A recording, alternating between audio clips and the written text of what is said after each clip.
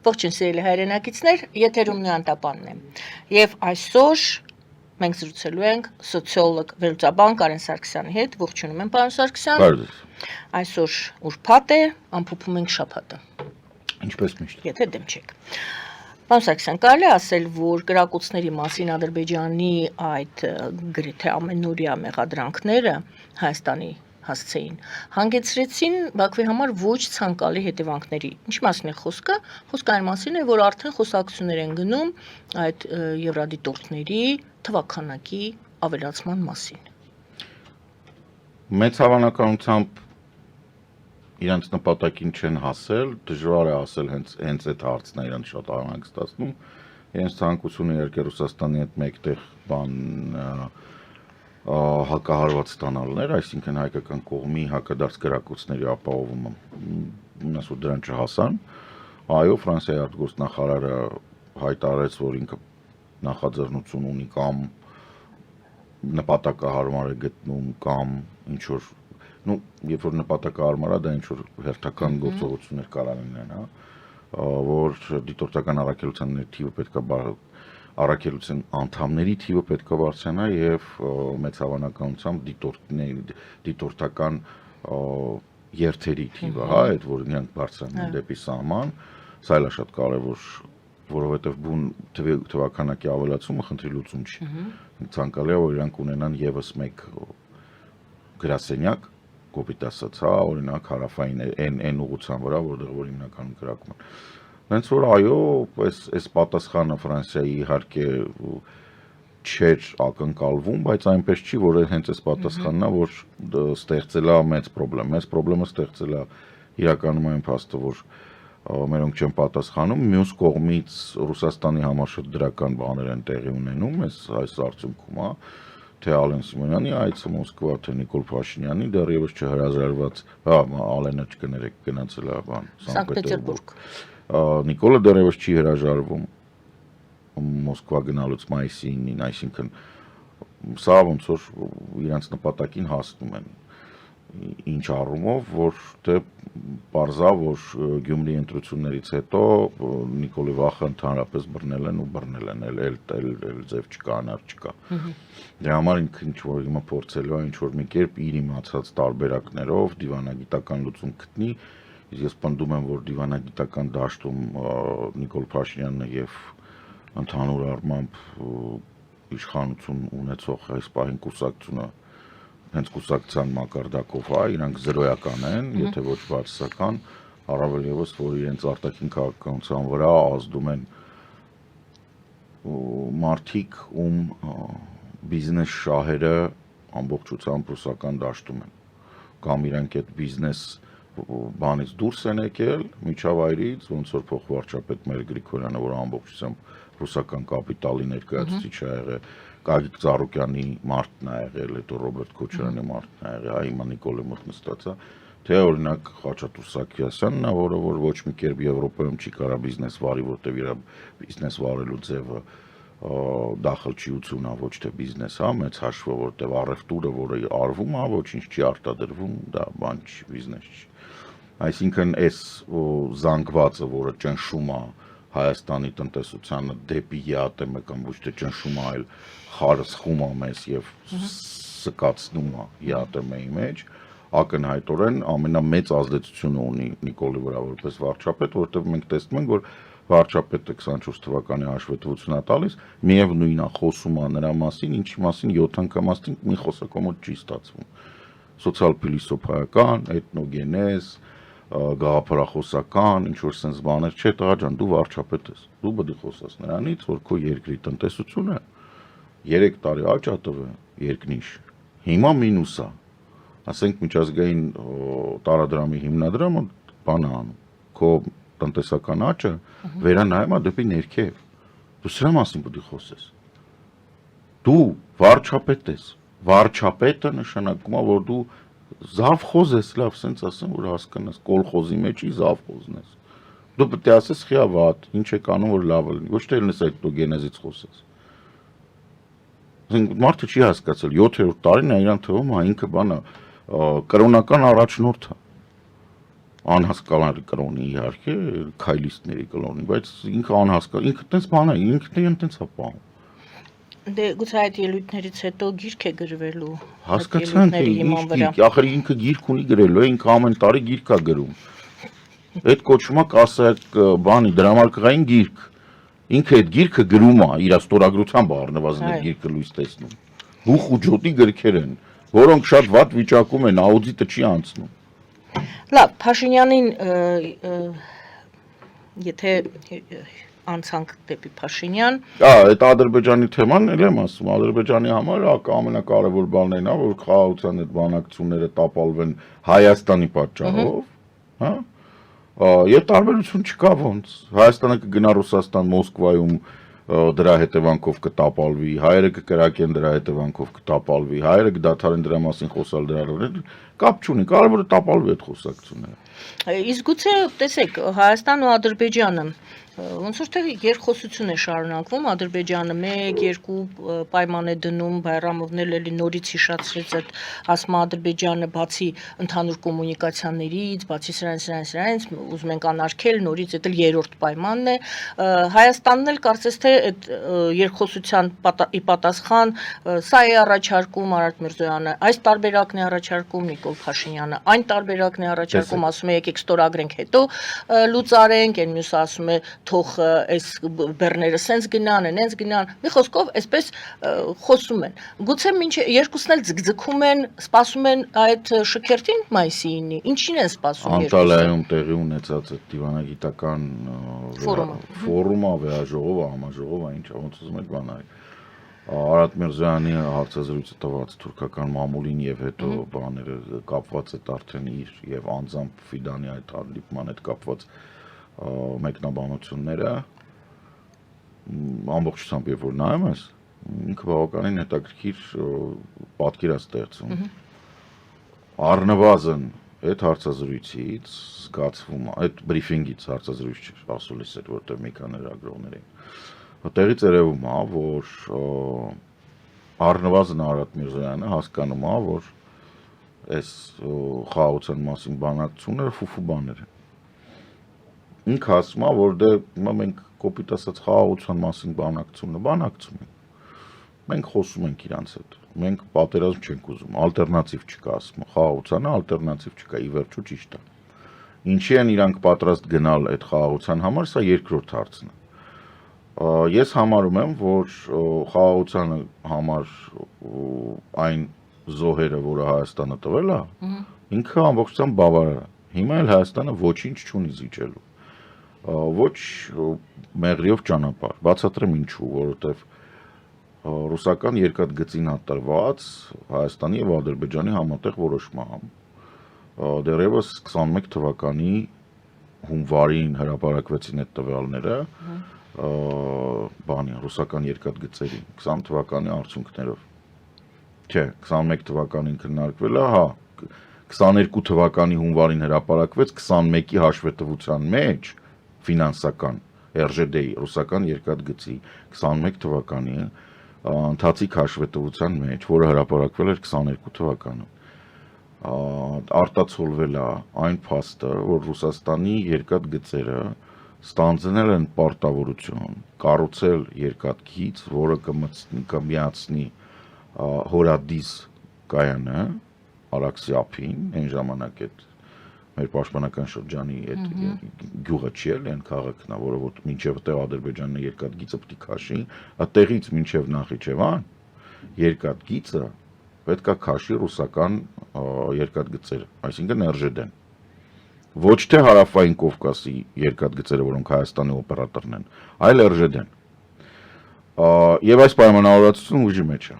Ստեղ բավականին հետաքրքիր բան կա։ Նախ եւ առաջ բազմիցս ասել եմ, որ երկաթգծի արկայությունը, այդ 42 կիլոմետր տարածքում մեղրի սահմանին կպած ավտոմատ նշանակում է, որովհետև քանի որ կառուցում է Ռուսաստանը, քանի դա ստորագրած է։ Եթե չեք հավատում, ես խորհուրդ եմ տալի կամ ասենք կասկածները որպեսզի պարատվեն, ես խորհուրդ եմ տալի ցանկացած կառավարության ասուլիսում Մեհեր Գրիգորյանից պահանջել, որպեսզի ինքը այդ թղթերը բացի, իրանք Ռուսաստանում տպվել են, այսինքն ես հղում ունեմ, բայց եթե լրագրողները հետաքրքրում են, թող ասեն, ումա տրված այդ երկաթգծի կառուցելը։ ու տարբեր բաներ, որ պատտվում են օֆշորային երկրների անուններ են ասում, yani իրանք են կառուցելու այդ 42 կիլոմետր կտորը։ Դա էլ է ինձ հայտնի, որպիսի թաքցնեն, որ դա Ռուսաստանն է, Հայաստանի այդ կտորը տարբեր օֆշորային երկրներից բուստում են։ Մարդիկ ասում են, ասենք, չգիտեմ, Սեյշելներից կամ Բագամներից ինչ-որ մի հատ pub կամ strip club, բարձրացնում, որ պետք է Հայաստանում բան պետք է կառուցի, երկաթգիծ։ Բայց հենց այդ 42 կիլոմետրանց կտորը այս Ադրբեջանի սահմանից, ասենք Կովսականից մինչև Օրդուբատ այդ սահմանը վրա։ Ուրեմն տեսեք, քանի Ռուսաստանն է կառուցում հարավային այդ սահմանով երկաթգիծը ավտոմատ նշանակում է, որ էքստերիտորիալ միջանցք է տրվում Ռուսաստանին։ Կառուցում է Ռուսաստանը, օպերատորը Ռուսաստանն է, կամ ինչ որ օֆշորային էական չի ինչ, բայց մեկը Ռուսաստանի բանի տակ է։ Հետևաբար Հայաստանի Հանրապետությունը զուտ երկաթգծերի միջազգային կանոնակարգով այդ տարածքը այլևս չի կարող տիրապետի այնպես, ոնց որ ինքը ուզում է, որովհետև երկաթգծի անվտանգություն կա։ Դա նորմալ է, դա ամբողջ աշխարհում կա։ Ինչեմ ես միշտ ասել, որ ցանկացած ճանապարհ, որը տրվում է այդտեղից այնտեղ, ինքը ստեղծում է Հայաստանի անվտանգության համար խնդրեմ։ Բացի բազմիցս իմ կողմից նկարագրված օրինակից, որ կարող է 60 վագոնանոց գնացք մտնի, մի պահ կանգնի ու 60 վագոնից ամեն մեկից դուրս գա 40-ից 50 բան զինվոր լուրջ, որոնք ընդհանրապես այդքանով այդ 42 կիլոմետր կտորը մեզանից կկտրեն, կտանեն։ Զինվոր են ուղղակի, որտեղ մենք այնտեղ այդտենց զինվոր չենք կարող պահենք այդքան անիմաստ ամես։ Նախ դա է արգելված, այսինքն դրա պատճառով։ Երկրորդը վերջացած նրանով, որ դե կարող է քիմիական նյութեր են տանում, բան են տանում, հետեւաբար այնտեղ մոտիկ տեղ չես կարող ինչ-որ բաներ կառուցես, ճանապարհ անցնող կամուրջ, բան, ոչ չես կարող կառուցես։ Դա իրանց Դա երկաթգծի տարածքն է ստացվում։ Եվ ոչ մեկ իրավունք չունի դեր գործողություն ան։ Հենց այդ է պատճառը, որ ես ասում եմ, որ ոչ մի պարագայում երկաթգիծ պետքա չաշխատի մեղրիով։ Դա բացառվում է։ Դա ավտոմատ նշանակում է, որ Հայաստանը կտրվում է Իրանից։ Եվ դա բազմիցս ես ասել եմ եւ ելի եմ ասում, որ ցանկացած Հայաստանի Հանրապետության պաշտոնյա, ով կհամաձայնվի երկաթգիծ թույլտվություն տա երկաթգծի, որը կգործի, անձամբ լինի Մհեր Գրիգորյանը, Մհեր Գրիգորյանի կողքը 4 հատ Նիկոլ Փաշինյան կանգնած լինի, իրանք բոլորը ենթարկվելու են ամենադաժան ու ծանր օրենքի շրջանակներում պատասխանատվության։ Ընդհուպ մինչև ցմահ բանտարկություն որպես արտաքին երկրի գործակալ, որովհետև նորից եմ կրկնում, երկաթգծի թույլտվությունը որը կկառուցի Ռուսաստանի Դաշնությունը կամ օֆշորային երկիր։ Այսինքն, քանի Հայաստանում երկաթգծի կոնցեսիան ռուսներինն է, երկաթգծի հետ կապված ցանկացած գործողություն ավտոմատ նշանակում է Հայաստանի սուվերենությունից մի կտոր պոկել տալ Ռուսաստանին։ Որպեսզի դա չլինի, դու նախ եւ առաջ կոնցեսիան պետքա վերցնես, անես աուդիտ, հասկանաս ինչ վիճակում է քո երկաթգծերը ընդհանուր առմամբ։ Հետևաբար, կրկնում եմ, ցանկացած գործառույթ, որը երկաթգծին է տրվում, առանց կոնցեսիան ռուսներից վերցնելու, ավտոմատ նշանակում է Հայաստանի սուվերենությունը դնել վտանգի տակ։ Կոնցեսիան վերցնելը եկա պատմություն է։ Հիշում եք, ինչ սկսեց ամբողջ այդ Լավրովի Հայաստանի հետ։ Դե իրանք գիտեն ինչ են անում։ Հետևաբար, մինչև այդ կոնցեսիան չկա, չենք վերցնում։ Հայաստանի Հանրապետությանը այս խաղաղության խաշմերուկը, որքան էլ որ փորձում են Նիկոլենք հրամցնեն Եվրոպային, որ դա լավ բան է, ինքը լավ բան է բացառությամբ այն պարագայում, եթե գործում է Գյումրի Իջևան Թովուս Ղազախ այդ երկաթգիծը, այսինքն Հայաստանով անցնում է, իհարկե Կարս Գյումրի գնում է այնտեղ վերևը կպնում է Ադրբեջանին, բայց ոչ հարավը։ Հարավային ուղղությունը պետք է փակ լինի այս ամեն ինչի համար։ Սա բացառվում է, որ բացվի։ Եվ ինչի ասում, որ կա Անտալիայի հանդիպման մեջ կարևորություն։ Արադ Միրզոյանը բաց հայտարարում, հա, որ այնտեղ, որ դե հա հիմա մենք մեծ հաշվով հիմա մեծամասնություն ենք եւ պատրաստ ենք ստորագրելու։ Բայց եթե մենք չլինենք, ընդհանրապես փաստ չի, որ այս թուղթը կստորագրվի։ Սա ինքը բաց ասում է։ Մեսիջա տալի, ասում որ կարող է մենք չլինենք ու վերջ ու պրծավ։ Քանի որ այդ պահին արդեն Գյումրիի ընտրությունները եղել էին, ես կասկածում եմ, որ իրանք մտածում են, որ ստեղ բաներն են, ռուսամետներն են կրելու, յանի Վարդանիկի նման։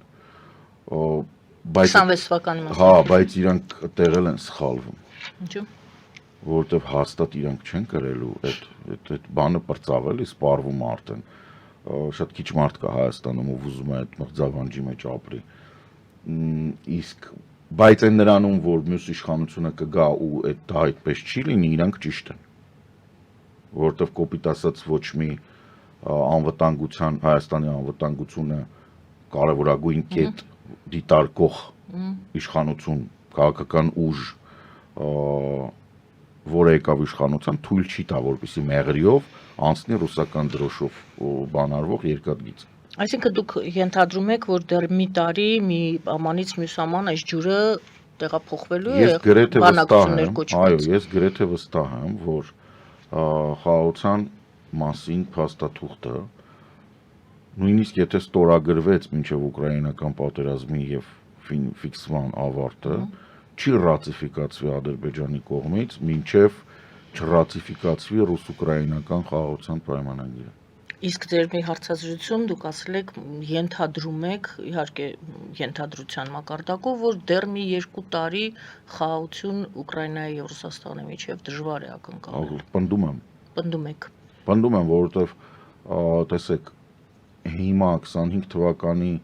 գարնան սկիզբ իրականում ձմեռվա վերջ Եվրամիությունը հաստատեց եվրոպական երկրներ կամ սենց Եվրատլանտյան դաշինքը առանց ԱՄՆ-ի հաստատեցին նոր պլաններ զինելու Ուկրաինային եւ դրանք ուժի մեջ կմտնեն 26 թվականին 25-ին հաստատվել է այդ 800 միլիարդը հայտնի, որը 5 տարվա ծրագրի համար է։ Այսինքն այդ 5 տարին այդ ամենը պետք է արտադրվի, բայց առաջի ծիծեռնակները մենք կտեսնենք 26 թվականին։ Հետևաբար էլ նոր են արտադրում, նոր ֆինանսական հարցերն են ուզում, կսկսեն արտադրել, ինչ որ չափով դա կգա, ի հայտ կգա 26 թվականին, եթե նոր իսկ խոսքը իհարկե նոր զինատեսակների մասին է, մասնավորապես Էստոնիայի եւ Լիտվայի նախաձեռնությամբ մեր Նորդիկ Բալտիկ բարեկամների, որոնք ատում են Ռուսաստանը մոտավորապես ոնց որ ես մեր լավագույն բարեկամներն են, իրանց մոտ նոր դրոնային բաներ են տեղ ունեն, այդ դրոնները պետքա փորձարկվեն, արդյունքները պետքա լինեն եւ բոլորը հասկանում են, որ ամեն տարի Ռուսաստանի համար ավելի վատ է վերադառնում, թե հարկային առումով վերադարձը վատն է, թե նավթի գների տատանումը եւ թե նավթային իրականում նավթային ոլորտը Ռուսաստանի խորը ճգնաժամում է 3-րդ տարին է իրանք նոր հորեր չեն փորում, որովհետև տեխնոլոգիաներ չունեն։ Հին հորերը սպառում են, չէ, ոնց է կոռումպացվում են, փչանում են, որակը ընկնում է։ Դառնում են անորակ, այսինքն եթե առաջ մի հորից կարել էր անել օրական, չգիտեմ, 10,000 բարել նավթ, հիմա ստացվում է 5 գնալով պակասելու։ Պարոն Սարգսյան, դուք ասում եք, ուրեմն այս անգամ եթե պայմանագիրը ստորագրվի, մենք խոսում ենք այդ 26 թվականի մասին, հիմա դրան գումարվեց 2 տարի մոտավորապես դուք կարծում եք, որ Ուկրաինանի վիճակի է համենայն դեպս առնվազն 2 տարի էլ դիմակայել այո Ռուսաստանին, նշանակում է արդյոք, որ հայ-ադրբեջանական այս հարցը դեռ երկար ձգվելու է։ Գիտեք, ինքը ինչպես եւ ամեն ինչ միջազգային հարաբերություններում բազմավարիանտ է,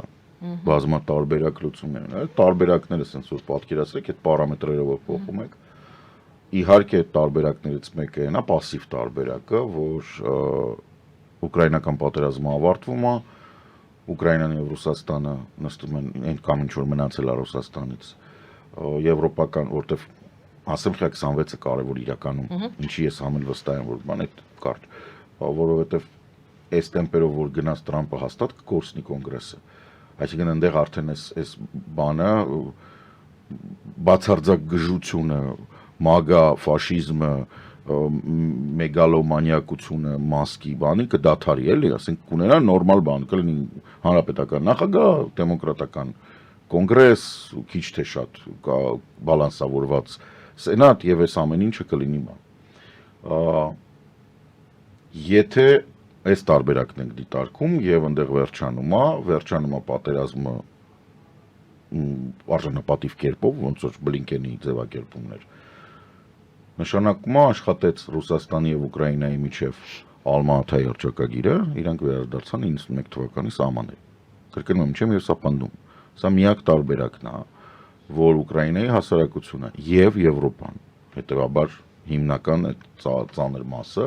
կհամաձայնվեն, որ խաղաղությունը արժանապատիվ է եւ կայուն։ Որովհետեւ բոլոր մնացած տարբերակներով դա կնշանակի, որ կոնֆլիկտը սառեցվում է, ոչ թե լուծում։ Հետևաբար ցանկացած պահի, ցանկացած ընտրությունների արդյունքում կամ նախընտրական պայքարի մեջ երկու կողմերի մոտ լինելու է, եթե թողեցին Ղրիմը մնա Ռուսաստանին օրինակ, Ռուսաստանում ազգային ուժերը գալու են բանով դե տեսակ Ղրիմը վերցրին, կուլ տվեցին, եկեք Դոնբասը հետ վերցնենք։ Եվ հակառակը Ուկրաինայում նացիոնալիստները գալու են եւ ասեն մինչև Ղրիմը չվերադարձնենք, ինչ մարդու իրավունքներ, ինչ բան, պետք է վերադարձնենք Ղրիմը, պետք է միլիտարիզացվենք, այսինքն մշտապես այս ամբողջ բանը կրակը չի մարելու, ինքը տենց տականալու է, միշտ պատերազմ կախած լինի Եվրոպայի արևելյան սահմանին, ոչ մեկին ձեռ չի տալ։ Հետևաբար նորից եմ պնդում։ Ռուս-ուկրաինական պատերազմի ավարտը դա արժանապատիվ ավարտ։ Ընդ որում երկու կողմերի համար, ոչ միայն Ուկրաինայի։ Դա 91 թվականի Ալմատայի հռչակագրով սահմանների հաստատումն է։ Ռուսները SpaceX-ն ելնում դեպի իրանց տարածք, Որկուտա, ուկրաինացիները գալի կանգնում են այդ սահմանը։ Հեշտ եք ասում, Պուտինը որ պարագայում կգնա այդ ճանապարհով։ Երբ որ Պուտինը գնաց Կաբզոնի համերգին, դա կլինի նորմալ։ Հիմա սա մեկ տարբերակ։ Հենց որ այդտեղ եղավ, ստեղ արդեն փաստաթուղթը պատրաստ է, արդեն ոնց որ Ալիևի, գիտեք, Հայաստանի սահմանադրությունը փոխել, բան ոչ մեկ չի նայելու, որտեղ Ռուսաստանի սահմանադրությունը հիմա բանը Խերսոնը, Զապորոժյան, Դոնեցկը ու Լուգանսկը իրանց տարածքն են, էլ չասած Ղրիմի մասին, հա, ասենք սահմանադրությունների այդ հղումները դեպի հակառակ կողմի սահմանադրություն աբսուրդ է։ Ուղղակի սենց քթից կվերցնենք, ասեն ստորագրի կամ հին Դոն Կառլեոնեի պես կդնեն թուղթը, գրիչը ու ատրճանակը։ Այդ դնողը ով է։ Եվրոպան այն որ գարանտա կանգնելու ռուս-ուկրաինական խաղաղության, այսինքն որպեսզի նախադեպ չլինի այդ ստորագրություն խաղաղության պայմանագիրը պատրաստ վիճակից հետ խաղալ, բան, եկեք սենց չանենք, եկեք սոտիկի պատերազմ անենք, որպեսզի այդ դրանից խուսափել, կբռնենք ասեն թղթի վրա կամ ստորագրություն կլինի կամ ուղեղիդ մնացորդը։ Այս մեկ, երկրորդ տարբերակ։ Երկրորդ տարբերակը ինձ գնալով շատ է դուր գալիս։ Ասում անցան տարիներ։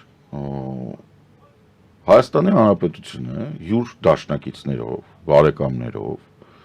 եւ մեծ հաշվով բոլոր նրանցով, ովքեր չեն ուզում, որ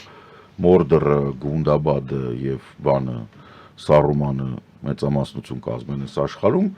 աջակցում են Ադրբեջանի ժողովրդավարական ուժերին եւ Ադրբեջանը դառնում է ժողովրդավարական երկիր։ Ուրա։ Ուրա թե ուրա։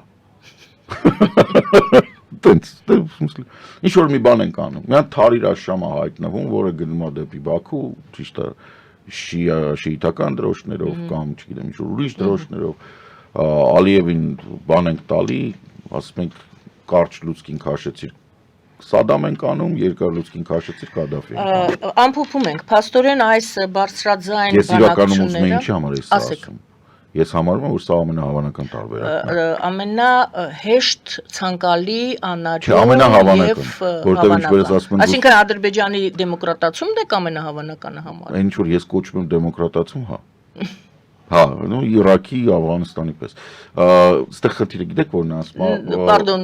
հետ են գալիս, ինչ են շանքում Իրաքի եւ Աֆղանստանի։ Իրաքի դե որ Սադամին հետո կթան բունկերում կախեցին, չէ։ Հետո Կադաֆին բունկերում կթան կախեցին։ Ну, չկախեցին, բայց տենց արեցին, հա։ Որտեվ Ռուսաստանի հետ կապված բոլոր իրավիճակներում կա երկու լուծում, ասում եմ իրատեսական եւ գիտաֆանտաստիկ։ Ուրեմն գիտաֆանտաստիկը դա ռուսները հավաքվում են, խելքները գլուխն են հավաքում եւ ուղղում են ամեն ինչ, որ նորմալ աշխատի։ Իսկ իրատեսականը, որ գալիս են այլ մոլորակայիններ եւ ամեն ինչ ուղղում են։ Ավելի իրատեսական է։ Հա։ Ինչի համար եմ ասում, այսինքն մինչեւ տեղի չի ունենում Ռուսաստանի պես երկրներում, իսկ Ադրբեջանը նույն տիպի ֆեյք պետություն է։ Իրանք ֆեյք էթնիկ խումբ են, իրանց էթնոգենեզը Ստալինինն է, անձամբ, Отец народов, բանի։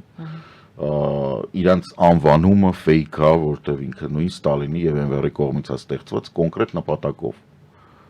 բրիտանական ազդեցության տակ գտնվող կենտրոնական Ասիայի երկրներ Աֆղանստան, Պարսկաստան եւ Հնդկաստան դրանց դեմ աշխատելու, հա? Եթե հիշում եք, այնտեղ առաջի բանը որ տեղի էր ունեցել բանում Ադրբեջանում, բաներ, այդ ռուսերեն կոչվում էր Союз, Съезд народов Востока, այսինքն արևելքի ազգերի կամ ցեղերի համաժողով, որտեղ իրանց համագումար, իրանց նպատակը այդ էր։ Այսինքն ինքը fake է, Ռուսաստանի պես, Ռուսաստանն էլ է տենց fake։ Այս fake կառույցի հետ դու չես կարող ռեալ աշխատել։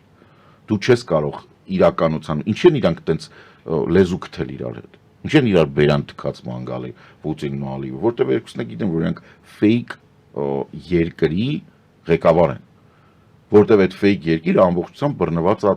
տոտալիտար ճնշման եւ արտաքին աշխարհի հետ պատերազմների վրա։ Հենց որ դա չի լինում, սա քանդվում է, որտեղ fake է։ Բայց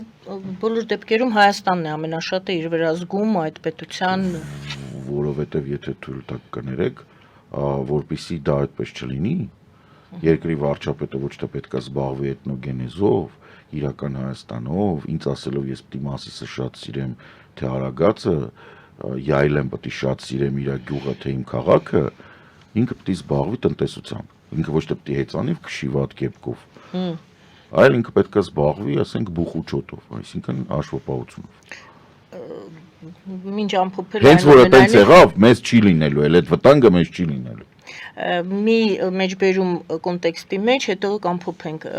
Փաշինյանից տեղի ունենում իրական Հայաստանի սոցիալ-հոգեբանական հեղափոխությունը։ Ասում է այսօր Հայաստանում սկսվել է հեղափոխություն, որը նույնքան կարևոր է, որքան 18 թվականի ժողովրդական Թավշյա հեղափոխությունը։ Եվ հիմա նա խոսում է սոցիալ-հոգեբանական հեղափոխության մասին, ինչի մասին դուք ասում եք։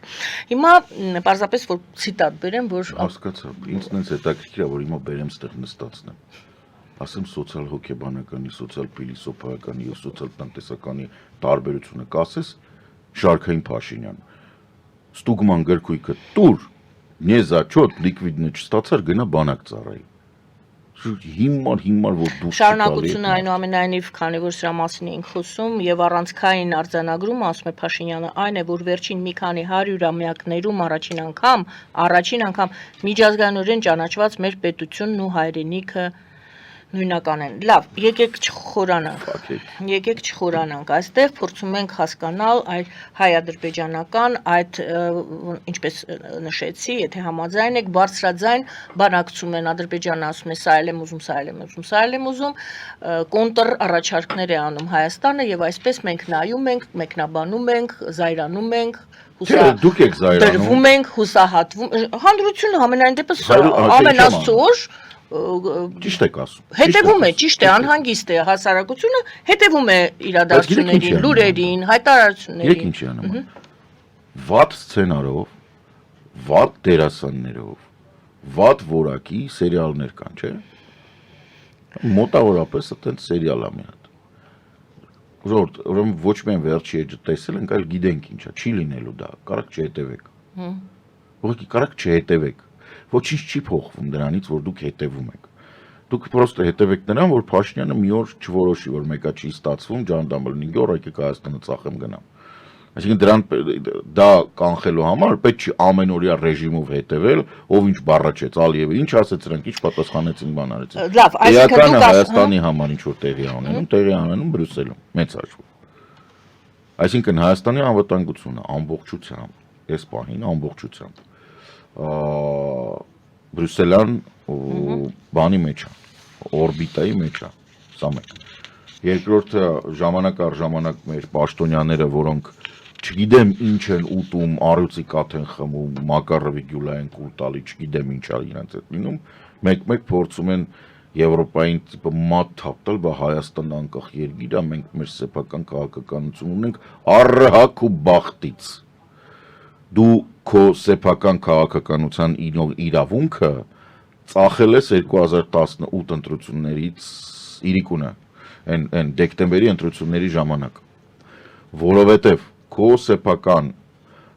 որոշում կայացնելու ընտրությունը քեզ տրված էր նրա համար, որպեսզի դու նախկինների, որոնք մերժեցին, նախկիններից ձեռբազատվելով Հայաստանը տանես զարգացման ճանապարհով։ Եթե դու մնացել ես նույն ծիրի մեջ, ասել ես, որ բանակը ձեռք չես տալիս։ Եթե դու ասել ես, որ մեր ՀԱՊԿ-ի եւ ԵԱՏՄ-ի գործընկերների հետ մենք շարունակում ենք համագործակցել, այդ դրանով հանդերձ այն ինչում դու մեղադրել ես նախկիններին, որ իրանք չունեն այդ սեփական սուբյեկտությունը, որպեսի հարց լուծեն, դու մնացել ես այդ նախկինի մեջ։ Այսինքն գոյություն չունի իրավիճակ, երբ դու նախկիններին մերժում ես, ասում ես իրանք Ռուսաստանի կամակատարն են եղել, բայց ես չեմ։ Ու ոչ մի կերպ չի փոխվում վարքդ։ Ինչ որ բան այդտեղ այն չի։ Կա խնդիր, եւ այս խնդիրը, երբ որ քեզ բարձրաձայնում են, երբ որ քեզ ասում են, որ եվրոպական ընտանիքի համար անընդունելի է մայիսի 9-ին գնալ Մոսկվա, որովհետեւ դա մի օր է, երբ Ռուսաստանում հավաքվում են Ադոլֆ Հիտլերի դաշնակից Յոսիֆ Ստալինի կողմնակիցները, որոնք պատերազմը սկսել են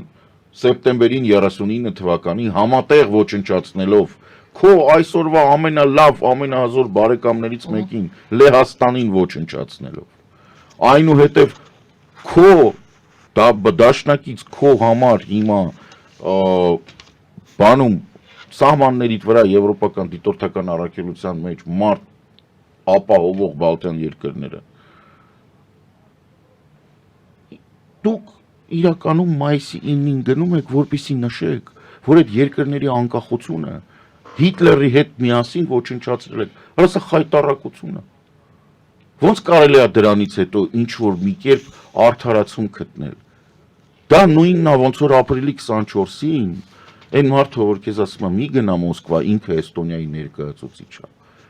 Ոնց որ ապրիլի 24-ին ցուցադրական կերպով, ինչ իրանք երբեք չեն անի, բայց ուղղակի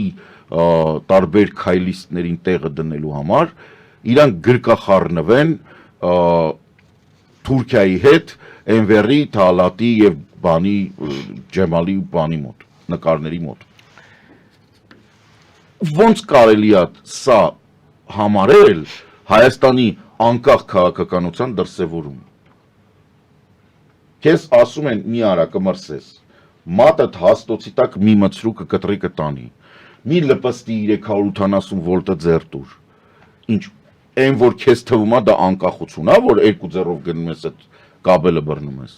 հա, թե հաստոցի մեջ, մատդ քեզ դու գլուխդ մցրու։ Ասում են, ասել են տեխնացու, Եվրամիության տեխնացու երկրները թող չգնան, մենք տեխնացու չենք, դե մեզ այդքան խիստ չեն։ Իրանք տեխնացու չեն, բայց իրանց խիստ չեն դատի, որն է, իրանց ասել են տեխնացու դարել։ Լեհաստանի նախագահն Հայաստանում ասել է դարձել։ 1 2 տեխնացու չի քայլիստների բազմությունը։ Հայաստանի Հանրապետությունը տեխնացու է։ Քայլիստների բանը ինչ է, երիտ աթաթուրքական են իրանք։ Պիոներ են, լենինական, աթաթուրքական, չգիտեմ ինչ որ իրանց պատկերացումները աշխարհի սահմանափակվում է 3+3-ով։ Բայց Հայաստանը չի պատկանում այդ 3+3 ֆորմատին։ Ռուսաստանը կրկին Զախարովայի մատուցմամբ կրկին իր քարտեզներ է առաջարկում։ Հարցը հետևյալն է, արդյոք սա ական է, արդյոք այստեղ վտանգներ կան սահմանազատման Հայաստան-Ադրբեջան սահմանազատման սահմանագծման հարցում ասում է եկեք, այո, ինչ լավ է, եկեք մեր քարտեզներով։ Մենք ուրիշ աղբյուր չունենք քարտեզների, այդ քարտեզները ինչ որ ական են պարունակում, թե կօգնեն, գուցե շատ լավ է, բրավո, որովհետև Նիկոլ Փաշինյանը մի պահ բաց են թողել, քարտեզները պարզապես մենք ունենք, երկու կողմերն ունեն, որովհետև այդ քարտեզները 75-79 թվականի քարտեզներ են, այդ քարտեզները մենք հաստատ ունենք, ինչի մասին ես ասենք լսել եմ պատասխանատու պաշտոնյաներից, տեսել եմ այդ մեկը։ Ի վերջո այդ գլխավոր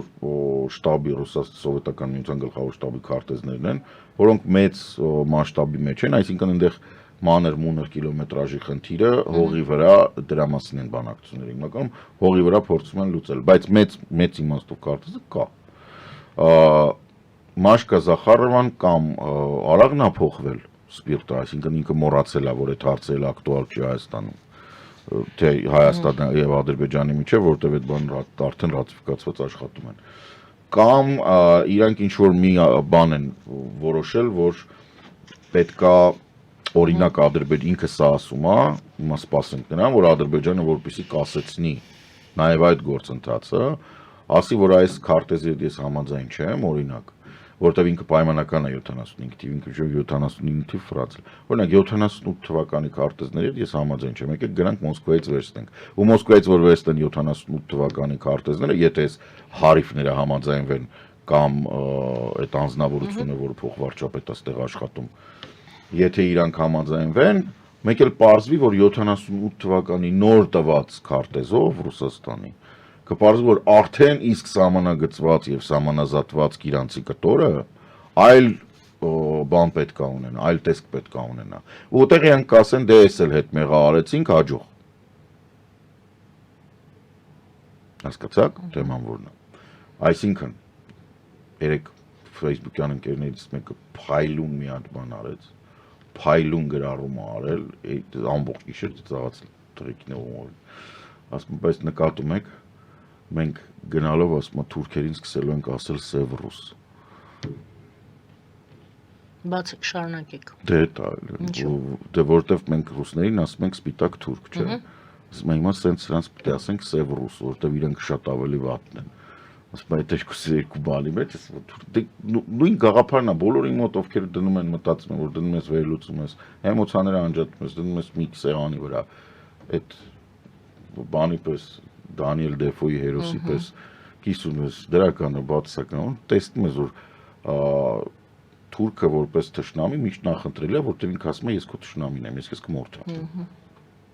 ու լսել եք որ Թուրքիայից ինչ-որ մեկը ասի մեր բարեկամ Հայաստանը եկեք մենք ձեզ քարտեզ տանք, դանակ տանք, մեջքներիդ մեջ բայց կտանք, չէ, զորք ասում են չթարթես մեջքով չպտտվես կմորթենք։ Բերն է բերան ասում են, ու նույնիսկ եթե ինչ-որ մեկը ասում է, չէ, մենք ուզում ենք խաղաղ կայուն Հարավային Կովկազ, հետևից վերականում մեկը ասում է, հա, խաղաղ բան, որ հանգիստ ասում է, դռները հանգարց չփակեն, գիշերը որ գանք մորթենք։ Իրանք շատ կոնկրետ բանի մեջ են ու լուրջ եմ ասում, այդ ավելի նախընտրելի տարբերակ է, որտեվ այս բաները սպիտակ թուրքերը չգիտես ոնց են կուտը տալիս, հայերը համ ընդ ապրում են, համ հավատում են, համ բանում Գյումրիում քաղաքապետ են ընտրում, որը ասում է ես ուզում եմ դառնամ ստրուկ, ես ուզում եմ որ իմ երեխեքը սատկեն Բախմուտի տակ, ինձ մոտ հարց է առաջանում Վարտանիգին Երեխեքիդ խիչ ես ուղարկում Ավդեևկայի տակ սատկեն, արա։ Գյումրին Վարդան Ղուկասյանին անդրադարձակ,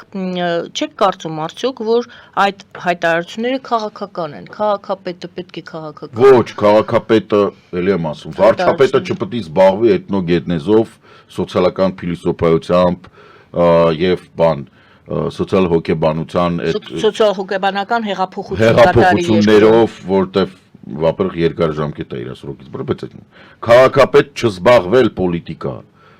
քաղաքապետ զբաղվել գործուր, լուսավորություն, չգիտեմ, թապառաշներ, աղբահանություն, քաղաքապետը դրանով է զբաղվում։ Գյումրիում այս վիճակն է 102-րդ բազան հիշում ենք եւ համենայն դեպս Վարդան Ղուկասյանը ասեց այն ինչ ասաց վաղուց չի խոսվել այդ մասին, բայց որքան հիշում եմ, եթե չեմ սխալվում, ասում էին ապրիլի վերջին, մինչև մայիսի սկիզբ Սյունիքում Ռուսաստանի հյուպատոսություն պետք է բացվի։ Արդյոք չեք կարծում, որ Սյունիքը կարող է դառնալ Գյումրի 2 եւ նորից մեր հիշենք, որ 26 թվականին ընտրություններ ունենք։ Ես նորից եմ ասում, Սյունիքում բացված հյուպատոսությունը ավտոմատ նշանակում է, որ մեր զորքերի թիկունքում ադրբեջանական, ասենք 1-2 գումարտակ եք պահում։ Ես շարունակում եմ պնդել, որ Ռուսաստանի Դաշնության դիվանագիտական անձնագիրը պետք է հավասարվի ադրբեջանական հատուկ ծառայության վկայականի։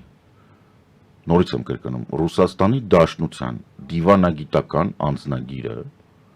հավասար է Ադրբեջանի հատուկ ծառայությունների վկայականի։ Խտացնում եք գույները, չեմ խտացնում, ես համարում եմ, որ Հայաստանի Հանրապետությունը եւ Ռուսաստանի Դաշնությունը իր ամբողջ ծավալով պայմանագրային Նիկոլի կողմից բարեկամական Վարդան Ղուկասյանի կողմից ստրուկ տիրակալ այդ բաներով հայտարարված չեմ պահանջում Հայաստանում ավելին քան 4 ռուսաստանյան դիվանագետ 4 այն պարագայում եթե մենք ունենք բազա 102 իսկ եթե հանում ենք 3 որովհետև բան չկա ստեղ հասկանում եք Հայաստանի բնակչությունը Սամարա քաղաքի բնակչությունից քիչ է Դուք ասում եք հյուպատոսություն պետք չէ բացել Ոչ միայն հյուպատոսություն պետք չի բացել դեսպանատանը պետք է 3 հոգի աշխատեն լավ պլյուս մի հատ հավաքարար մի հատ վարորդ վերջ դեսպանատունը որ կա Գրիգոր Լուսավորիչի վրա այդ ամբողջ այդ շենքը այդ մորդերի բանը պետք է դուրս գան Россотрудничество Դոմ Մոսկվի ոչ մի բանի կարիք ստեղ չկա Մեր պետական լեզուն հայերենն է, մենք ֆրանկոֆոնիայի անդամ ենք, միջազգային շփման լեզուն անգլերենն է, ռուսերեն լեզուն ինչ կապ ունի այդ ամեն ինչից ոչ մեկ չի հասկանում։ Դուք տեղյակ եք, որ դեսպանատանը Ռուսաստանի MVD Ռոսիայի ու Արմենիայի աշխատում է MVD-ն, ներքին գործերի նախարարությունը Ես ասում եմ, իրանք մեկը Ադրբեջանից են, Ոչ թե հյուպատոսություն, այլ հյուպատոսական խնդիրներ որոշ լուծում է Ռուսաստանի ներքին գործերի նախարարությունը։ Նորից եմ ասում, իրանք պետք է վտարվեն Հայաստանից, Չէ, վերադառնանք։ Չգիտեմ, ինձ համար իրանք բոլորը, տեսեք, նորից եմ ասում, ինձ համար Ադրբեջանի արտաքին հետախուզության ղեկավարը դա իմ թշնամի երկրի, հակառակորդ երկրի շատ բարձրացած բայց շատ պարզ հասարակ բան է, որ ասենք պետք է ինքը իմ բանի նշանառության մեջ չհայտնի, որ տեսնեն 308-ով բան կանեն։ Ռուսաստանի, ընդ որում, եթե ես Իրան վնաս հասցնեմ, այդ թվում մարտի դաշտին, այդ Ադրբեջանցում, ինձ բոլորը կասեն ապրես։ Եթե ես ապացույց եմ ներկայացնում, որ Ռուսաստանի դեսպանատան աշխատակից է, զբաղվում է մեր դիրքերի նկարահանումով եւ դա տարածելով յանի լավ բան է անում, Yandex քարտեզների միջով,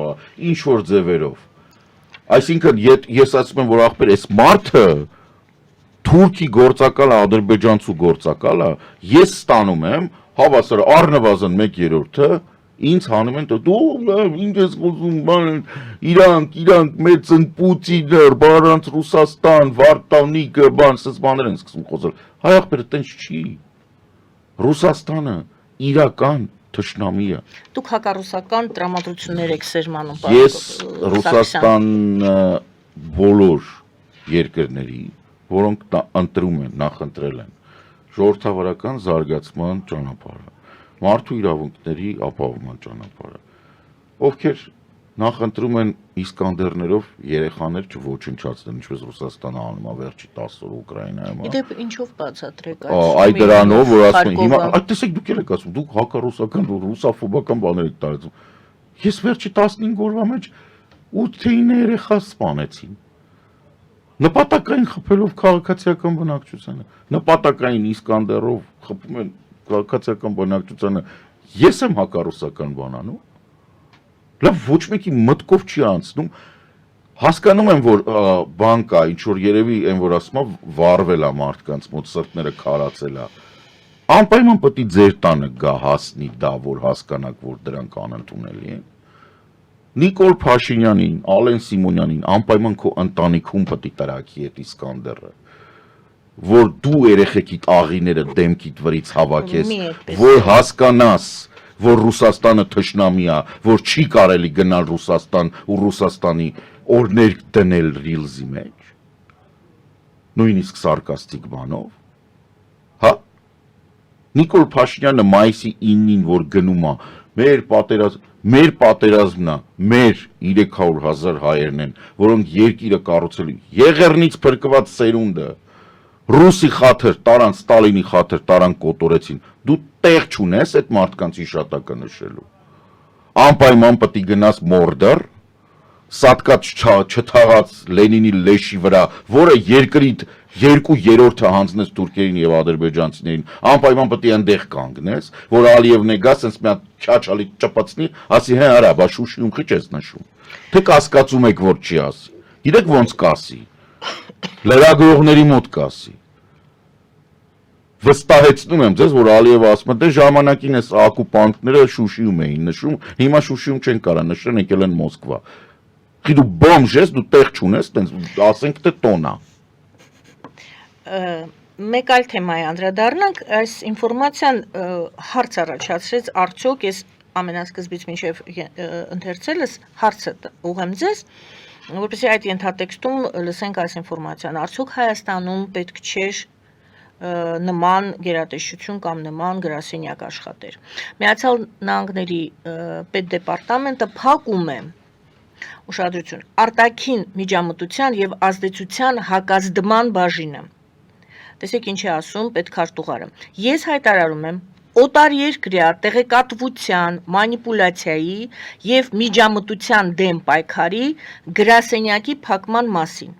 Դե նրանք փաստորեն փակում են, բայց ունեցել են այսպիսի գրասենյակ։ Հարցս, արդյոք Հայաստանը չպետք է ունենա օտարերկրյա տեղեկատվության, մանիպուլյացիայի եւ միջամտության դեմ պայքարի գրասենյակ։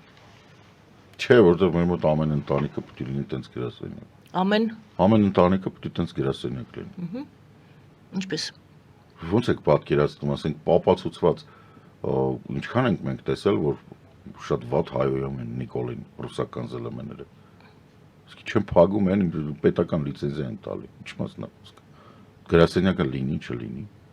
Այդ ամեն տանը պետք է լինի, ամեն տանը։ Եթե ռուսական ալիքները կան, ամեն տանը պետք է լինի, որ չենք նայում, չենք կառնում, չենք կարդում ու վերջ, ուղղակի չենք կարդում։ Չենք նայում ռուսական ալիքներ, չի կարելի բալիկ ջան, ռուսերեն մի խոսա, դու շանտաղաճ ես, մայրդ մարմնավաճառուհի չի, դու հայ ես, ինչ գործ ունես։ Նորմալ լեզուներ կան, խես երեխոտ ռուսական դպրոց տալիս։ Խես ռուսերեն, ռուսկի դոմը ինչ գործ ունի գյուղերում։ Ես ասում եմ, ես ժամանակները կանցնեմ, որ սկսենք թափ տալ, հələ որ նորմալ մի հատ կոնտրռազվեդկա լինի Հայաստանում, այնքան բաներ կբացահայտվեն։ Օրինակ։ Ջերմուկում 22 Պելոսի գալու, 22 թվականին, 22 թվականին Պելոսի այցից առաջ Ջերմուկում տեղի ունեցած գործողություններում ինչ էին անում տասնյակներով ռուսական տուրիստները Ջերմուկում։ Ու դրանից հետո ինչ էին անում իրանք Ջերմուկում։ Ինչ էին բարձրակ շենքերի վերևի հարկերում մնում։ Ինչ էին դուրս գալի պատերազմող երկրի առաջնագծից ասենք 2-3 կիլոմետրի մեջ բանով հեռադիտակներով ման գալի, որ տուրիստ են իրանք։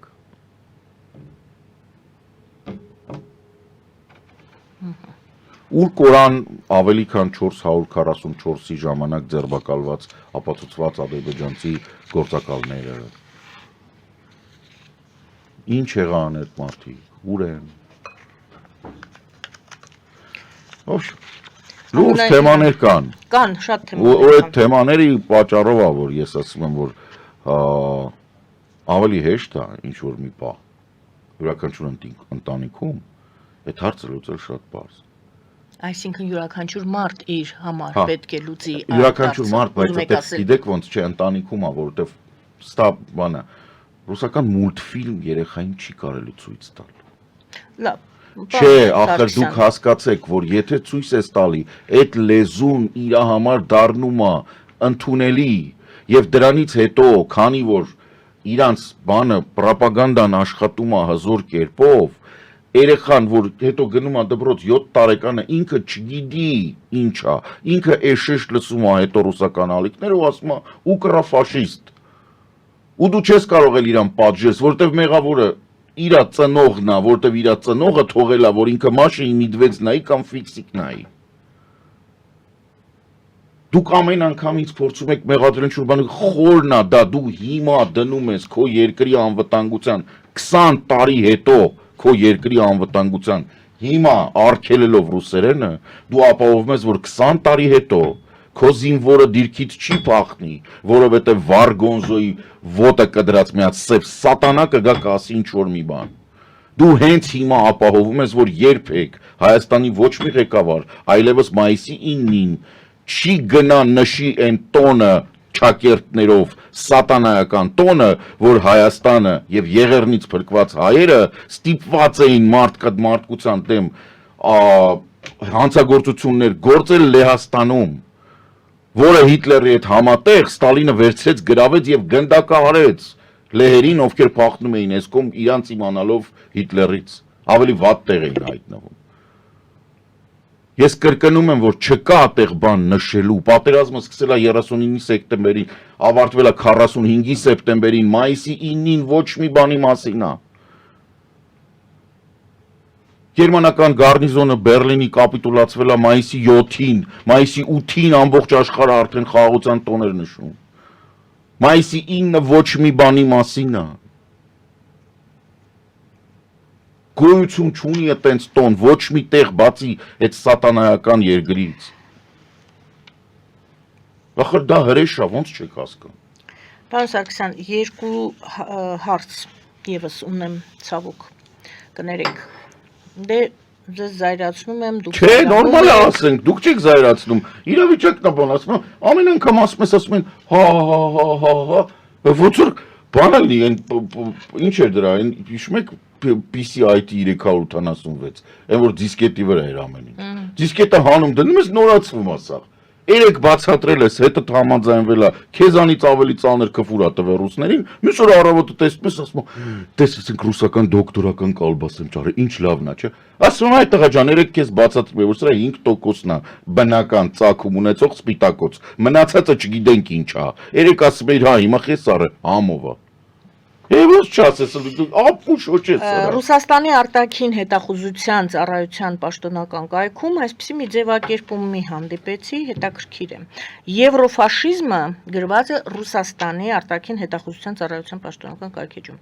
Եվրոֆաշիզմը, ինչպես եւ 80 տարի առաջ, Մոսկվայի եւ Վաշինգտոնի ընդհանուր թշնամին է։ Եկեք այս մեջբերումով սկսեմ բացեմ հարցը։ Միացյալ Նահանգներ ինչ է փորձում անել Ռուսաստանը, Ռուսաստան Միացյալ Նահանգներ փոխհարաբերություններ, Միացյալ Նահանգներ Եվրոպա, Ռուսաստան Եվրոպա, ԱՄՆ մի խոսքով, եւ այստեղ շատ կարեւոր է ներողություն Չինաստան եւ անպայման Եվրոպա-Չինաստան։ Ռուսաստանը ինչա փորձում անի,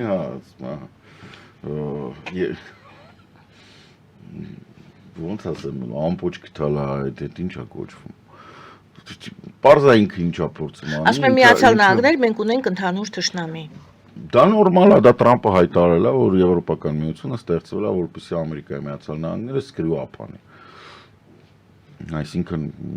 բան, խափելու, ոչ, վատ բառ է իրականում, վատ է թարգմանում բոլոր մնացած լեզուներում, անգլերեն մուգ է։ Դա նորմալ է, որ Տրամպը զզվում է Եվրոպական միությունից, որտեղ Եվրոպական միությունը նախ բնակչությունով, այդ էլ Բրիտանիան չհաշված, մոտ 150 միլիոնով ավել է ԱՄՆ-ից, երկրորդը մենակ ներքին պոտենցիալով, ինքը շուկայի առումով Ամերիկայից հզոր է, բավականին լուրջ հետազոտություն կարես վերջերս, դե պարզ է, միանգամից բոլորը սկսեցին բան անել, հետազոտել, թե ինչ սպառնալիքներ կան եւ ինչ զարգացման հնարավորություն, Եվրամիության ներուժը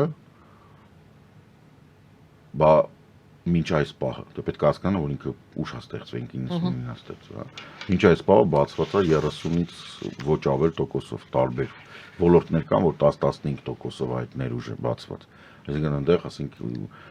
85-90%-ը դեռ կա, որ պետք է բացվի, եւ նույնիսկ միայն այն ինչ հասանելի է, որ 2 տարվա ընթացքում կլինի, զուտ փաստաթղթաշրջանառության առումով տճմատիկ պատրաստել, դա կարող է ամբողջությամբ ավելացնել Եվրամիության բյուջեն, այլ որ ոչ մի բան չանեն, բանը մոտավորապես 1.2-1.3 տրիլիոն եվրոյով։ Խոսքը գնում է հիմնականում երկրների միջև գոյություն ունեցող ներքին օրենսդրական սահմանափակումների կամ ձևակերպումների պակասեցման մասին։ Օրինակ, Լեհաստանում նոտարը չի կարող աշխատել Պորտուգալիայում կամ ինչ ավելի բանը, ասենք, չգիտեմ, հաստոցաշինական գործարանը, որը իսպանական ստանդարտներով արտադրում եւ բանը անում, ասենք ինքը կարող է ինչ-որ խնդիր լինի եւ ապրանքը օրինակ Նորվեգիա չկարողանա գնալ, որտեղ Նորվեգիայում կա կանոն, որ բանը պետք է գրված լինի նորվեգերեն։ Բանը օրինակ։ Այս տիպի սահմանափակումներ։ սպառողական ապրանքներին դա շատ է վերաբերվում, սննդամթերքին եւ այլն եւ այլն, հա, օրինակ այդ թե բանի բովանդակություն, ճարպերի բաների բովանդակությունը մարկերովկաներ կան, ֆրանսիականը մի ձև է, գերմանականը մի ձև է, այս ամբողջ օրենսդրականն է մի հատ է։ Մեկ փաթեթով օրենսդրական որ անում ես, ԵՄ-ի բան բարձրանում է 1.4 տրիլիոն։ Ամերիկան սա իհարկե գիտի։ Ինքը առանց այդ պարտվում է հիմա Եվրամիության, որովհետև Եվրամիությունը դուք որ ասում պետք է հասկանալ Եվրոպա, հա, ինքը Եվրամիություն պլյուս Մեծ Բրիտանիա պլյուս Շվեյցարիա։ Այսինքն դու ֆինանսական այդ հզորությունը Բրիտանիայի Շվեյցարիայի ունես։ Չնայած իրանք շատ բան արեցին նախորդ Տրամփի ժամանակ, որպեսզի Բրիտանիային փոկեն։ Հիշեք, որ Տրամփը շատ ակտիվորեն աշխատում էր 7 Brexit-ի։ Իրան այն ժամանակվանից պետք էր Եվրամիության ոչնչացումը։ Այն ժամանակ ուղղակի Բորիս Ջոնսոնը տենց բոջոն այսպես ասած։ Ուղղակի հիմա իրանք ռաստ եկան։ Հիմա ինքը պատրաստվում է Բրիտանիայից փոկել Կանադան։ Նոր են բրիտանացիք հասկանում, որ այնտեղ իրանք կուտը կերան այն վերնախավերի, այն էլիտաների, որոնք ուզում էին թույլատնեն, բայց իրանք հիմա հասկանում են, որ Բրիտանիան չեն կարող կուլ տալ, Կանադան են ուզում փոկել։ Հայտնի է ինչ կուտեն, ոնց կլինի եւ այլն կանադացիք ամեն կերպ դա բացատրում են, որ հերո խաղացեք մեզանից, մի օր կճղայնանանք բան կանենք, բայց ամեն դեպքում։ Հիմա տեսեք, բացի այս Եվրոպայից, սրան միանում է նաեւ Կանադան։ Եվ սա տնտեսապես Ամերիկայից մոտավորապես 40%-ով ուժեղ է։ Բացի դրանից, Եվրամիությունը ունի ստորագրած կամ ստորագրվող քննարկվող պայմանագրեր տարբեր բաների հետ։ Ամենապայծառը, որը մեզ ամենաշատ է հետաքրքրում եւ վերաբերում դա Հնդկաստանն է։ Հնդկաստանը 1.4 տրիլիոնանոց, 1.4 միլիարդանոց երկիր է, շատ մեծ ներուժով, դեռևս չաշխատացրած, շատ մեծ աշխատանքային շուկայով, որտեղ դու կարող ես տարբեր գործարաններ գնալ, մի քիչ բարդաբան, բայց ավելի բարդ չի, քան Չինաստանն ու Տանաստանն, սա նույն բանն է։ Բայց կա մի հատ մեծ առավելություն։ Հնդկաստանում անգլերենը պետական լեզու է։ Ի տարբերություն Չինաստանի։ Այսինքն այս խնդիրները այստեղ ավելի հեշտ է լուծվում։ Բացի դրանից գոյություն ունի բան, մեր անունը մոռացել եմ, դա Բրազիլիայի, Արգենտինա, Ուրուգվայ, Պարագվայ, այդ ոնց որ Ատլանտյան մասի, Հարավային Ամերիկայի Ատլանտյան մասի տնտեսական համագործակցության կազմակերպությունն է, որը եւս մոտավորապես 260 միլիոնի մասնախոսք գնում բնակչության այնտեղ գումարային, որը հիմա Եվրամիության հետ պատրաստ է ստորագրել։ Կանադայի հետ կա առանձին, ոնց որ մենք ՍԵՊԱ ունենք, մի հատ այդպես Կանադայի հետ ունեն։ Բացի դրանից գոյություն ունի Կենիան եւ Աֆրիկան այդ կենտրոնական աֆրիկյան երկրներն աղքինում բան, որոնք էլ են պատրաստում։ Բավականին մեծ բնակչություն են, շատ զարգացած են եւ իրանք Աֆրիկայի արևելյան մասի կենտրոնական, ոնց որ կենտրոնական ֆինանսական այդ բանն են, էլի, ուժն են, որտեղ այնտեղ արդեն մի շվատավիճակ։ Այս ամբողջ պոտենցիալը, որ գումարում ես իրար, նույնիսկ Չինաստանի հետ եթե չստացվի այն ինչ Եվրամիությունը հիմա պլանավորում է, ինչ որ Ուրսուլա ֆոն դեր Լայենը գնացել է Բրյուսել, նույնիսկ այդ պարագայում եթե Չինաստանը չստացվի համագործակցել ամբողջությամբ, Ամերիկան բավականին ծանր վիճակում է հայտնվում, եթե ուզում է մեկը մեկի սպարինգ անի Եվրամիության հետ։ Ուղղակի չի դիմանա, որովհետև Ամերիկան ամբողջ աշխարհի վրա տարիֆ մտցնելուց բացի այն գործընկերը, որ իրան կարա ապահովի Եվրամիության հետ հարաբերություններում առավելություն, դա Չինաստանն է։ Այսինքն Չինաստանի վրա 245% բանամացրել։ Բացի դրանից որ մացրել է, նաև փոխնախագահան, որը որ ես ուղղակի ձեռնպահ կմնամ իրան ինչ-որ ձևակերպում տալու, հարցազրույցներից մեկում անվանեց չինացիքին, հայրեն ես չգիտեմ ռուսերեն դա կոչվում է սմերդ։ Հայրեն ոնց է դա։ Բան գեղ ամենացածր որակի գյուղատնտեսական աշխատանքներ իրականացնող գեղչուկել չի դա ավելի գեղչուկ չի սմերդ է հենց այն որ այդ գոմում ապրող գյուղատնտեսական աշխատանքներ իրականացնող վարձու բանվոր են որ բան է փող չես տալի Այն ասում ես դե ինչ որ հավաքես, դրանից մի բուրը կուտես։ Այսօր ինչ ես հավաքում, այսօր կովի բան ես մակում, գոմ ես մակրում, ինչ գտնես պոլից կուտես։ Ինչ որ կովը չի կերեց, օրենա հացա բանա ինչ որ։ Այս տիպի ինքը այսենց իրանց անվանեց։ Դուք հասկանում եք, դու փոխնախագահ ես։ Ես ապշած եմ ուղակի։ Ես չգիտեմ դա ինչ է։ Ես չեմ պատկերացնում ոնց կարա ուղղակի մարդով քաղաքականության մեջ է իրան տենց պահի։ Երկրի փոխնախագահ։ Հանրավ ես մեկ-մեկ Նիկոլին ասում եմ հեծանվորդ, բայց իմ երկրի վարչապետն է ինչ կուզեմ կասեմ։ Դա Չինաստանի հետ, բայց տեսեք Չինաստանը չի արդեն բանակցությունների, գուցե հատ-հատ, տեսեք, հատ-հատ բոլորը բանակցություններ։ Ամեն ինչ շատ շաքար ակլորով։ Ոչ։ Իտալիան չի բանակցում։ Իտալիան էլ իր ուլտիմատումներն ա բերել։ Իտալիան խնդիր ունի իրականում, որովհետև ամերիկյան նավատորմը ապահովում է Իտալիայի հարավում բավականին մեծ հնա։ Ուղղակի իրանք ինչ-որ բաներ են առնում, դա այս կողմում, բայց նենց չի էլի, որ դուք կարող եք բարձր։ Իտալիան է, ի վերջո, Իտալիան այո կփորձի պայմանավորվի, այո կփորձի ինչ-որ բան, բայց դուք չեք կարող Մելոնիին ստիպել, որ ինքը հրաժարվի Ուկրաինայից ի օգուտ Պուտինի։ Դա բացառվում է։ Այդ այն պայմանն է, որը դու չես կարող խախտել։ Պարոն Սարգսյան, ինչու այս հարցը ես բարձրացրեցի։ Իտալացիք լավ ժեստեր, իրենք սենց կարան հարցը։ Իրականում հարցս, քանի որ արդեն երկարել է հարցազրույցը, բայց բոլոր դեպքերում այս հարցը կարևոր է,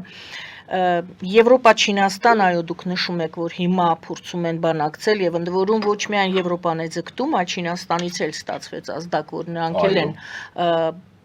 փորձում գտնել ընդհանուր եզրեր, որտեղ Միացյալ Նահանգների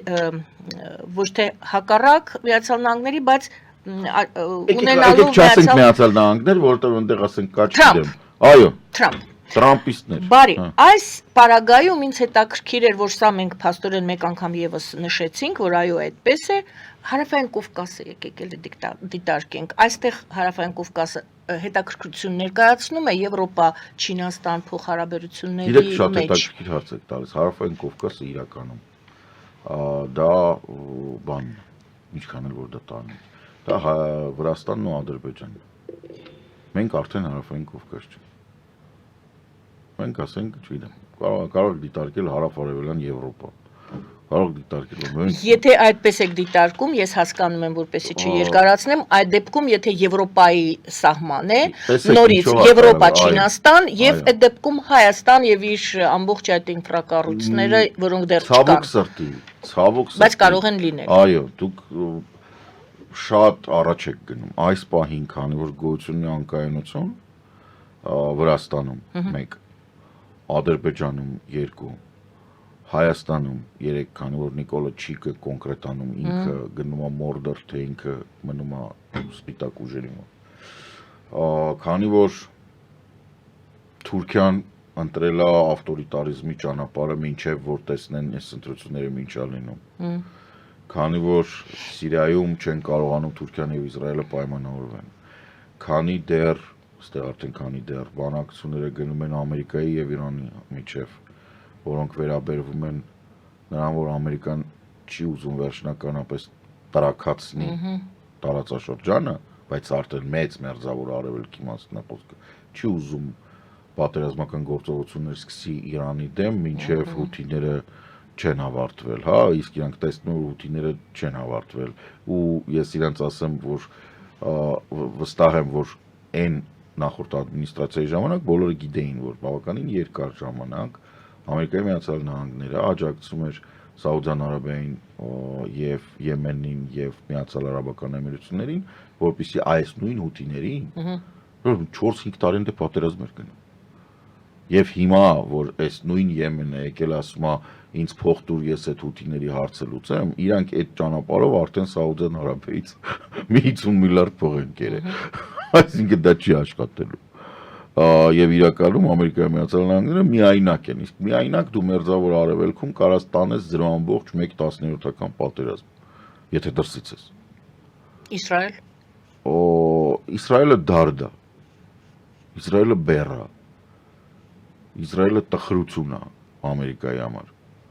որովհետև դու Իսրայելը պետք է պաշտպանես, Իսրայելը ինքը Իրանով ունակ չի պաշտպանվել։ Իսրայելը ինքը Իրանով իրան խմելու ջուր չի կարող ապահովել։ Այդ ուրիշ բան չեմ ասում։ Հետ են գալիս Եվրոպա-Չինաստան այս փոխհարաբերությունների մեջ Եվրոպա-Չինաստան Հայաստանը եթե շատ ոչ Հարավային Կովկասը, բացատրեմ։ Հարավային Կովկասում Հայաստանը շատ կարևոր դեր է տանում ինչով։ Ինքը հիմա հնարավորություն ունի եւ այդ հնարավորությունը պատմականորեն վաստակել է։ Իրավունքի ուժով մենք այդ իրավունքը ունենք։ Եվրոպական հանդիսանում ենք եվրոպական քաղաքակրթության մաս։ Մենք Եվրոպայի ներկայացուցիչ ենք։ Նիկոլը չի ուզում լինի Եվրոպայի բաստիոն։ Ինքը ուզում է լինի խաշմերուկ։ Չգիտեմ ինչից է, բայց իրականում դու ուզած չուզած այդ գեյթն ես։ Իրե Պարատ Միրզոյանը այդ իմաստով տարբերակ օգտագործեց Global Gate։ Այսինքն մեծ դարպաս։ Շատ դուրս եկավ, նշանակում ես նայում։ Մեզ հետևում են։ Դու այդ գեյթն ես, դու այդ դարպասն ես։ Եվրոպական քաղաքակրթության եւ հնդիրանական քաղաքակրթությունների դարպասն ես ընդ որում շատ կոմֆորտ երկու կողմի համար։ Ու քեզ համար էլ է դա կոմֆորտ։ Թուրքական աշխարհի համար դու դիսկոմֆորտ ես, իրանք էլ քեզ համար են դիսկոմֆորտ, բայց հնդիրանական աշխարհի համար դու շատ արաբներին էլ կարակ բերեք, կրդերին էլ, բայց դիսկոմֆորտ չես ապրում։ Էսա քո գործոնը։ Չինաստանը որպես ամենամետաքսե ճանապարհի ամենահեռավոր կետ եւ ամենամեծ մարժայով շահույթաբերությամբ ամենամեծ շահութաբերության ապրանքների այն հələ միջնադարի, հա, ինքը հետաքրքիր գործընկեր է։ Մենք այն լավ տեղում ենք գտնվում, որ վտանգները Չինաստանի մեզ վրա տենց մեծ չեն ազդում, այսինքն այն ամբողջ վտանգավոր։ Եթե իհարկե անորոշ գլուխ չգնան Չինաստանից սկսեն պարտք վերցնել սրանք, որտեղ որ պարտք վերցրեցիր, հետո տերը։ Չինաստանը տենց հեշտ պարտք տվող չի։ Հա, ամեն դեպքում։ Այդ բանն է, մեր հետաքրքիր է, բայց այն ինչ որ կոչվում է միջին միջանցք, եւ այն ինչի մասին խոսում են տարբեր խոսացող գլուխներ, որ ուզում են այդ միջին միջանցքը դիտարկեն որպես խաղաղության խաշմերուկի մաս, դա տենց չի աշխատում, դա այդպես չի լինելու, որովհետև բազմիցս ասել են, որ Չինաստանից դեպի Պոլս այդ ճանապարհը, որը Ղազախստան-Բաքու Կասպից ծովով պետք է անցնի, նախ Կասպից ծովի բնապահպանական աղետը, որ 50 սանտիմետրով ջուր իջել է եւ շարունակում է նվազել, դա բոլոր նավահանգիստները Կասպից ծովի ափերով սարքում է պրոբլեմատիկ, այսինքն մեծ ներդրում պետք է լինի, ոչ մեկ չի անում, բացի դրանից գոյություն ունի գործող երկաթգիծ, որը Ղազախստան, Թուրքմենստան, Իրան, եւ դրան համարժեք կարելի է եւս մեկ ավելացնել Ուզբեկստանը, որպեսզի Ուզբեկստանը դուրս չմնա այդ գործընթացից, ինքը ամենախոշորն է, Իրանով գա եւ անհրաժեշտության դեպքում թե կամ Թուրքիայով դուրս գա, կամ դուրս գա էլի Հայաստանով գնա բան, հա, իմաստ չունի ուղղակի այս ճանապարհը, հասկանում եք, իմաստ չունի այս ճանապարհը, Հայաստանը միշտ եղել է մետաքսե ճանապարհին, որովհետեւ Արևմտյան Հայաստանը, այն Հայաստանը, որը որ Նիկոլ Ատելով ատում է, մենք այդ դրա հաշվին ենք եղել արանքում, բացի դրանից, այն տարածաշրջանում, երբ դա եղել է ակտուալ, գոյություն ուներ բանում, Կաֆայում, Ֆեոդոսիան, նույն բանն, Կաֆայում հայկական մեծ համայնք եւ այդ Ղրիմում, եւ այդ Ղրիմը հանդիսանում էր առևտրային ամենախոշոր կետերից մեկը, դրա համար որ գալիս էին, ասենք, Պարսկաստանից, վերևից չինական ապրանքները որ գալիս էին, իրանք Հայաստանով դուրս էին գալի, գնում էին Ղրիմ, հայերն էին տիրություն անում, դուրս էին գալի Աբխազիայով, բանով դուրս էին գալի Ղրիմում, Ղրիմից տանում էին Եվրոպա։ Այդ հայտնի ճանապարհ էր, մետաքսե ճանապարհի կամ ինչ-որ մեծ խոշոր ճանապարհների մի ոնց որ բրենչներ, մի ճյուղը։ Բայց հիմա Չինաստանից դեպի Եվրոպա իմաստ չունի։ Հայաստանը կապ չունի, տեղ Հարավային Կովկասն կապ չունի։ Հայաստանը եւ Հարավային Կովկասը, Վրաստանը իմաստ ունեն միայն այն պարագայում, երբ դու դիտարկում ես, չգիտեմ, Դաբլինից մինչև ուր Շրի Լանկա։ Այ այդ ճանապարհը, այս իմաստ ունի, սենց իմաստ չունի, էլի սարի 7 հատ սարկատրել կլինի։ Պատկերացրեք Չինաստանի ապրանք օրինակ, ես բաժակի համարժեքը Չինաստանում 1000 հատը $1 չի։ Դու պատկերացնում եք 7 սար բարձրանա գնացքը, 2 ծով փոխի, 3 լաստանավ փոխի, այդ $1 հասցնելու համար ձեռ եք առնում։ Ինքը 4 օր ուշ կհասցնի, կտանի Ռոտերդամում կիճացնի իր 10 ցենտով։ Խի պետք է դու սա սարքես $5, ինչա թե Նիկոլին խաշմերոկնա դուր գալ։ Հասկանում եք, որ դա անհույս է։ Հա ուրիշ հարց է, Կենտրոնական Ասիայից ինչ-որ ապրանքներ պետք է գնան Եվրոպա, բայց պետք է գնան Եվրոպա չի աշխատում, որովհետև իրանք պետք է մշակվեն Հայաստանում, ոչ թե գնան Եվրոպա։ Էս է հետաքրքիր։ Այդ պարագայում ես պատրաստ եմ դիտարկել խաշմերուկի են թևը,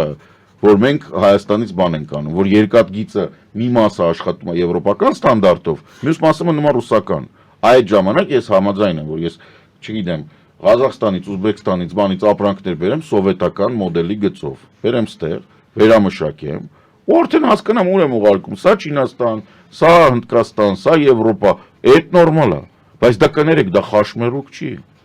դա ամբողջությամբ հաբ է, այդ իրական հայոց պետականությունն է, ոչ թե իրական Հայաստանը, որը Նիկոլն է կառուցում, այլ իրական հայոց պետականությունը։ Այդ ժամանակ ես կունենամ բավականաչափ միջոց, որ ունենամ հավելյալ 2 տանկային կորպուս ու 75 կործանիչ, ու հենց այդ ժամանակ էլ ես կարողանամ Ադրբեջանին ասեմ, կամ այս թուղթը ստորագրում ես, կամ այս թղթի վրա քո ստորագրության փոխարեն կլինի քո գլխուղի մնացորդները։ Ու ինքը խելոք, գլուխը կախ կստորագրի։ Հակառակ դեպքում ոչ բան չի լինի։